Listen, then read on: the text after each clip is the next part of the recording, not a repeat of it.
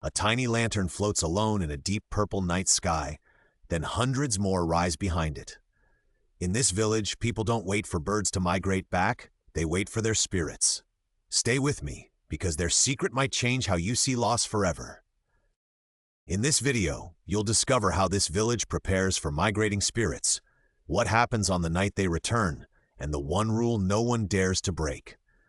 Watch until the end to feel the festival's final twist. Imagine a quiet village where winter feels extra heavy, not just cold. People say it's because their guiding spirits have flown far away, like invisible birds. Every year they count the days until those spirits migrate back home. To welcome them, the village chooses one main symbol, a bright spiral lantern, always the same shape and colors every year. That lantern is like the village's heartbeat, a glowing sign that says, "You are safe to return." The first step of the festival starts days before. Families clean their homes, but not to impress neighbors. They say dust confuses the spirits, so they clear every corner, leaving small bowls of salt to mark the path back inside. Next, children paint spirit wings on thin wooden boards. Each wing has simple curves and repeating dots, always in the same colors, blue, gold, and white. These wings don't help spirits fly. They show that the village is ready to guide them home. Then comes the river path. This is where migrating spirits are believed to arrive first. Villagers line the banks with matching spiral lanterns, each one identical to the main lantern, forming a glowing trail that winds through the dark. The village storyteller explains that spirits travel like flocks, following memories instead of stars. They return to the places where they felt most loved. That's why the whole celebration is built around repeating shapes and familiar colors. On the main night, no one speaks loudly. Even the drums are soft. People move slowly as if the air is thick. They believe sudden noise might startle a shy spirit and send it flying to another village that listens better. Instead of fireworks, they light breathing lamps. These are lanterns that gently grow brighter, then softer, in a calm rhythm. Villagers say this steady glow reminds spirits of a sleeping chest rising and falling, a sign of peaceful rest. Now comes the most emotional part, the bridge crossing. Families stand on an old stone bridge and whisper the names of those they miss. They believe the migrating spirits hear their names and follow them like a warm, familiar echo. Under the bridge, the water begins to swirl in repeating spirals that match the lantern patterns. Villagers say this is the first sign that the migrating spirits are close, circling beneath the village before finding their way upward. As the water glows, tiny, soft shapes appear above the river. No faces, only gentle outlines like drifting seeds. Children point, but they've been taught never to reach out. Touching a migrating spirit might weigh it down and trap it. The spirits follow the lantern trail toward the village gate. There, one massive spiral lantern hangs perfectly still, brighter than all the others. It never flickers. Villagers say if that lantern ever trembles, the spirits will turn back. At this moment, every house door is left slightly open. Not wide, not closed, just enough for a spirit to slip through.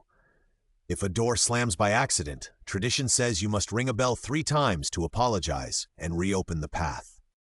Inside, tables are set with the same offering in every home: a bowl of rice, a cup of clear water, and a small spiral-shaped bread. No fancy meals, no meat.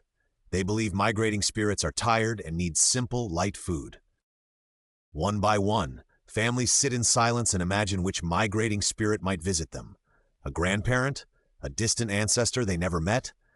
They don't expect answers. The ritual is about opening a space for connection, not getting proof. To keep younger kids from being afraid, elders tell them, spirits travel like butterflies. If you're gentle, they land near you.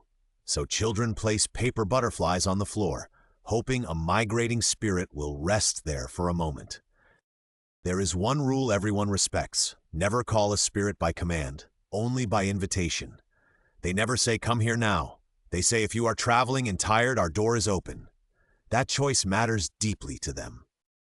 As the night deepens, the migrating spirits are believed to move from public spaces into private homes. Outside, the village grows quieter. You see fewer lanterns being carried, more steady glows behind windows and partially open doors. Near midnight, villagers gather again by the river for the listening moment.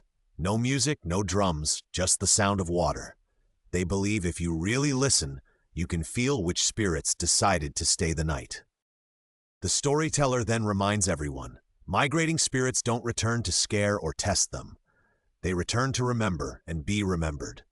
This changes how the village sees death, not as a door that slams, but as a path that loops back. By dawn, the spirits are believed to lift away, continuing their invisible migration. The village doesn't chase them or beg them to stay. Instead, they walk the lantern path backward, thanking each light and promising to keep living well. Then comes the closing of wings. Families gently take down the wooden wings from doors and windows, stack them carefully, and store them for next year. The idea is simple. The path is closed, but never destroyed. The day after, life looks ordinary again, but villagers walk differently. They speak softer, argue less. They've just spent a night acting as hosts for migrating spirits, and that role stays with them for weeks. What can we learn from this legend? That welcoming the invisible, memories, grief, love can change how we live every single day. You don't need lanterns or wings, just a moment to reopen the door in your own way. If you enjoyed traveling to this village of migrating spirits, imagine how many other legends are still waiting. Subscribe, stay curious, and let the next story be the lantern that guides you back here for another journey.